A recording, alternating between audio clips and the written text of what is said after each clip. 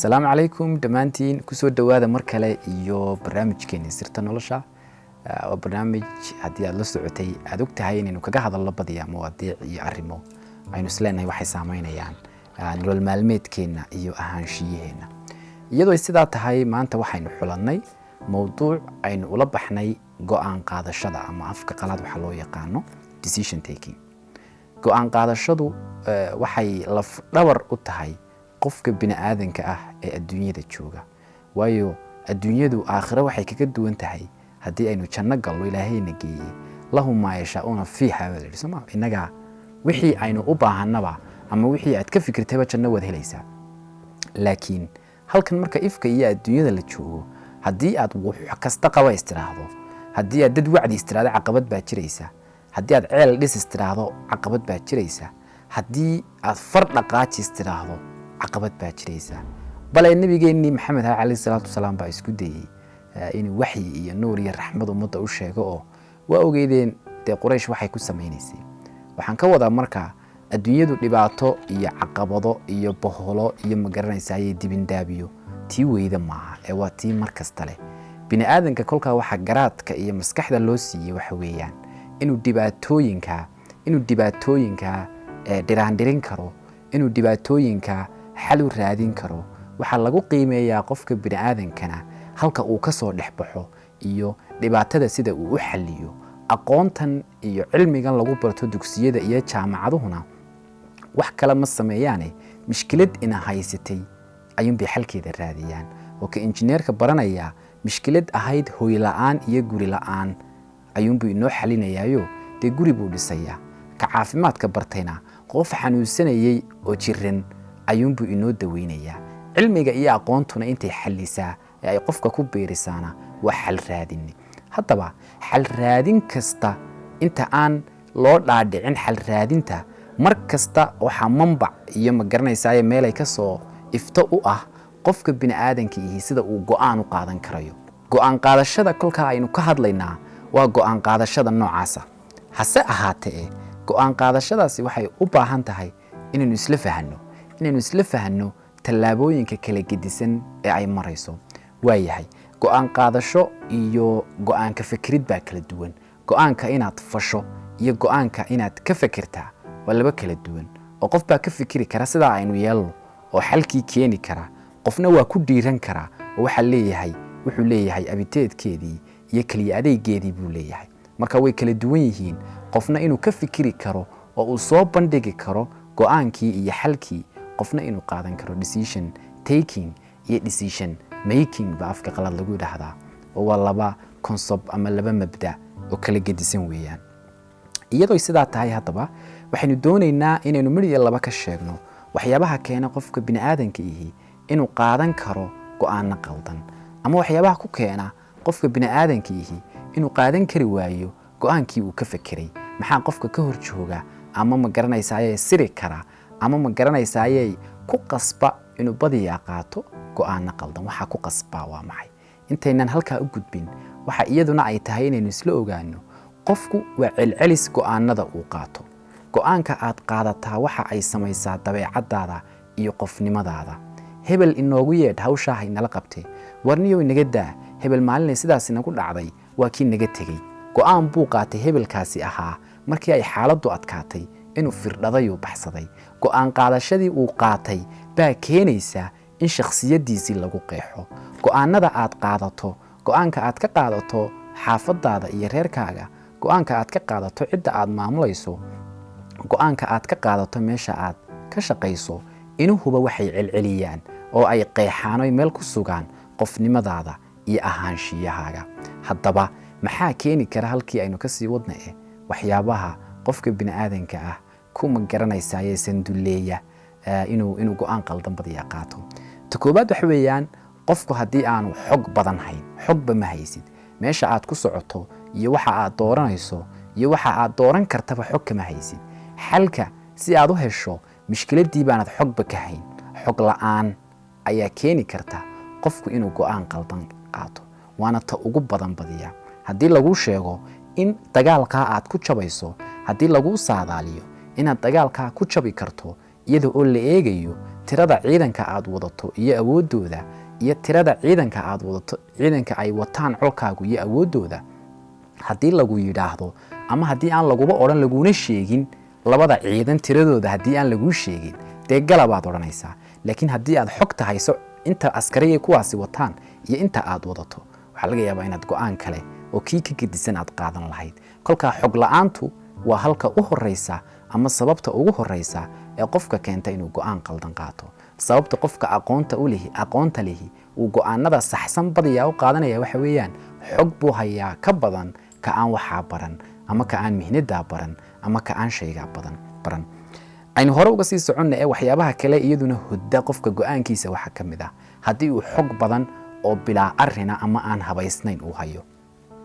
xog hooyadaabaa kuu sheegtay, xog aabbahaabaa kuu sheegay, xog nima saaxiibatiin baa kuu sheegay, xog ninka ku maamulaa kuu sheegay, xog ma garanaysa xog badan oo tiro badan oo iska hor imanaysa oo midaad ku sheegta aad garan weydo oo cid aad rumaysato aad garan weydaa waxay keentaa qofku inuu go'aanba qaadan waayo halkaa taagnaado. dabeed wuxuu is dhahaa haddaad taa qaadatana taa ka baqo, haddaad taa qaadata qof dabeed xog badan oo aan nidaamsanayni waxay keentaa qofku inuu go'aan sugan qaadan kari waayo. kolkaa waxaynu nidhi ta koobaad waa xog la'aan, ta labaadna waxaynu nidhi waa xog badan oo aan nidaamsanayn oo cidda aad ka helaysana aanay jirin kalsooni ay kuugu kala sarreeyaan. taasi waa ta labaad.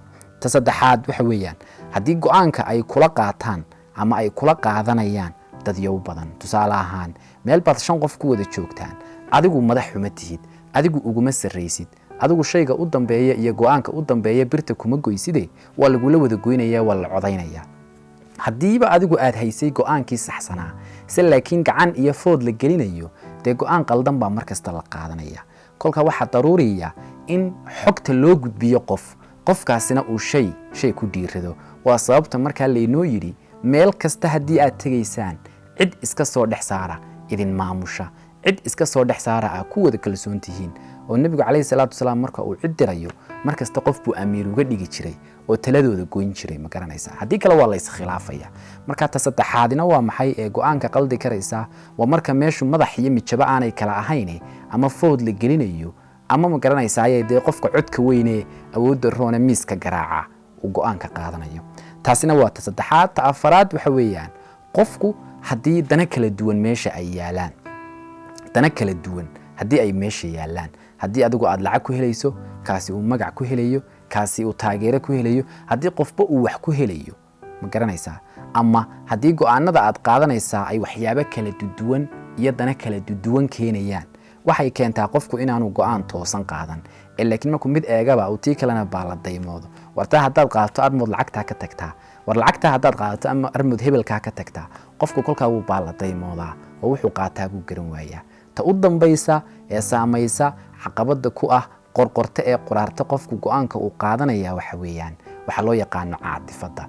qofku haddii ay imika hooyadaa ku dhaariso oo ay ku tiraahdo waxa iyo waxa ma samayn kartid, ay ku tiraahdo naxariis iyo kalgacal iyo jacaylna aad u hayso, waxa laga yaabaa inaad go'aanka qaadan weydo adiga oo qofka u haya kalgacal. haddii xaaskaagu sidaa ku tiraahdo si leeg, haddii ilmahaagu uu ku yiraahdo ma garanaysaaye ha iga tegin oo meel heblaha tegin, waxa laga yaabaa in caadifadii iyo dareenkii waalidnimo uu ku qabta baa laga yaabaa. waxa laga yaabaa ilmahaagii oo qof soo dilay in adigu aad qaadan kari weydo go'aanka ah hal la dilo maadaama aad naxariis iyo kalgacal waalidnimo ay kugu jirto. marka iyaduna go'aan qaadashada waxa saamaysa qofka dareenkiisa, dareenka uu qofkan u hayaa saameyn badan bay ku leedahay. oo haddii uu nin kala ahaa oo adigu aad xaakinka ahayd hal la dilay baad oran lahayd maadaama nin dilay hal la dilo. laakiin maadaama aabihii tahay ama aad hooyadii tahay waxa laga yaabaa inaanad ku dhicin inay afkaaga ka soo baxdo laakiin ama adeeradii ama odayaasha reerku ay yiraahdaan hal la dilo. marka taasina saameyn bay ku leedahay go'aanka dareenka aad qofka u haysaa. waa si wanaagsan. hadda waxaynu doonaynaa inaan isla eegno qofku intaanu go'aan qaadan marka aynu doonayno inaad go'aan sax qaadato waa maxay dariiqa aad mari karto iyo jaranjarooyinka aad ka soo degi karto. dadka qaar way soo shalwiyaan oo xagga sare iska soo tuuraan oo iyagoo oon tallaabooyinkan marin ayay go'aano badan qaataan. go'aano ay ka mid tahay jaamacadda qaybta ay gelayaan, go'aano ay ka mid tahay cidda ay guursanayaan, go'aano ay ka mid tahay shaqooyinka ay ka shaqaynayaan, go'aano waaweyn oo noloshooda raad iyo saameyn ku leh baa laga yaabaa inay si yaroo fudud ama saaxiibkay baa galay ama heblaayaan u nacay halkaa inay ku qaataan baa laga yaabaa. laakiin waxaynu doonaynaa jaranjarooyinka saxda ah ee marka aad go'aan qaadanayso ay tahay inaynu marno. ta koobaad waxa weeyaan inaad ogaato waa maxay horta dhibaatada jirtaa waa maxay, dhibaatadu waa maxay, maxaynu go'aanka ka qaadanaynaa waa maxay. ilmahaagiibaa soo dilay wiil kale, waa dhibaato taagan soo ma. haddii aanad aaminsanaynba ka waran ilmahaagu dilay, go'aan miyaad qaadan karaysaa? waa maya. kolka horta waa inaad ogaataa waxa jiraa waa maxay, waa inaad si dhaba u ogaataa waxa jiraa waa maxay. dhibaatada jirta ee aynu go'aanka ka qaadanaynaa horta waa maxay, waa inaad dhibaatadii ogaataa. dhibaatada haddaanad ogeyn xal ma raadin kartid. taasi waa tallaabada ugu horeeya. tallaabada ku xigtaa waxa weeyaan waqtiga aad haysato waxanimo wax degdegaba oo haddii aad iminka ka jawaabi weydo la dilayo reerkiina oo dhan, mise waa wax waqti qaadan kara oo loo nasan karo oo subaxa la isugu iman karo oo aanay ahayn wax degdeg tallaabo looga qaadayo. haddii ay wax degdega tahay waxaad ku qasban tahay inaad tallaabooyinka qaarkood kuwan aad ka boodi karto oo waa sax maadaama uu arrinku degdeg ahaa. laakiin wax aad sugi karayso aad berri go'aan ka qaadan karto, aad odhan karto war berri isu keenkeena ama wiiga dambe isu keenkeena, ma jirto sabab aad u degdegto. sababaad go'aanka ugu degdegtaa ma jirto, waayo qofka bini'aadankii aad buu caadifi u yahay. subaxdii buu wax dareemayaa, casarkii buu wax dareemayaa. waxa laga yaabaa adiga oo xanaaqsan inaad go'aanka qaadato, adiga oo faraxsan inaad go'aanka qaadato. waxa laga yaabaa subaxa inuu cadhow kugu badnaydba ama aad u faraxsanaydba. kolkaas sug inta aanad go'aanka qaadan, adiga laftarkaagu rogrog ku seexo, ku soo toos, wax ku cun. taasaa celcelinaysa markaa oo kaa soo saari karta go'aanka ugu saxsan. waayahay aan hore uga sii socdo, waa in la helaa qof go'aan qaadan kara. haddii aad shirkad tihiin oo wada leedihiin, waa inaad leedihiin qof go'aanka idiin qaata oo aad doorataan, iyadoo laga yaabo in 90% dadka meesha joogaa ay waxaa diidan yihiin. isagu hadduu ogolaado waa inaad leedihiin hebel baa go'aankii qaatay. haddii ay jiri weydo qof go'aanka idiin qaata, ama reer ahaada ama shirkad ahaada ama macallimiin ahaada, waxaad doontaan ahaada, haddii ay jiri weydo qof go'aanka idiin qaata, waxaa dhacaysa in hore la isugu dhaco.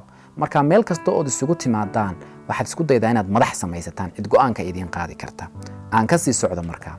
xog buuxda marka aad hesho, waqtiga aad haysato aad eegto, cid madaxana aad samaysataan, waxaad markaa la keenayaa maxaa meesha yaalla.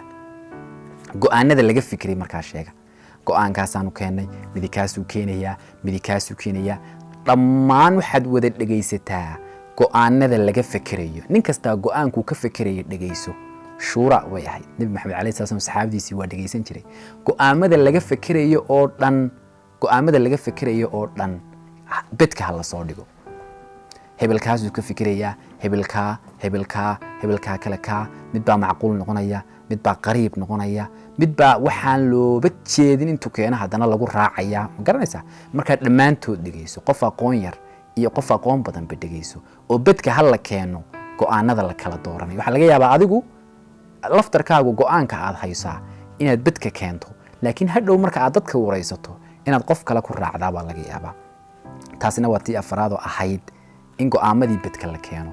go'aamadii marka bedka la keeno isla miisaama. kaa haddaynu qaadanno maxaynu waayi karnaa, kaa haddaynu qaadanno maxaynu waayi karnaa. waa inaad isla miisaantaa. go'aanka haddaynu qaadanno maxaa layna yeeli karaa? ma lacag baynu khasaaraynaa, ma qurb baynu khasaaraynaa, ma sumcad xun baynu khasaaraynaa, ma aakhiraynu khasaaraynaayo waxaanaa dembiya. waxaad khasaarayso miisaama, isla miisaama. markaad isla miisaantaan waxay ka mid tahay kaabad aad u muhiima inaad ogaataan mid kasta khasaaraha ay leedahay iyo dheefta ay leedahay. ta u dambaysa wax weeyaan markaa inaad go'aan ka qaadato. tii koobaad maxaynu nidhi? waa inaad horta mushkiladda ogaataa. ta labaad maxaynu nidhi? waxaan ma degdeg baa mise maaha degdeg. ta saddexaad waxaynu nidhi samaysta qof go'aan idiin qaada. ta afraad maxaynu nidhi?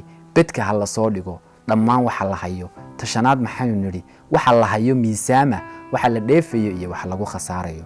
ta u dambaysaa waa maxay? waa go'aanka qaado. go'aanka qaado oo fuli. weliba go'aankaasi hadduu yahay go'aan joogto ah oo bilaha soo socda oo dhan la fulinayo, oo uu yahay xeer ciqaabeed, oo uu yahay wax lagu heshiinayo, adigu ka fuliyayow ugu horee si uu go'aankaasi u fulo.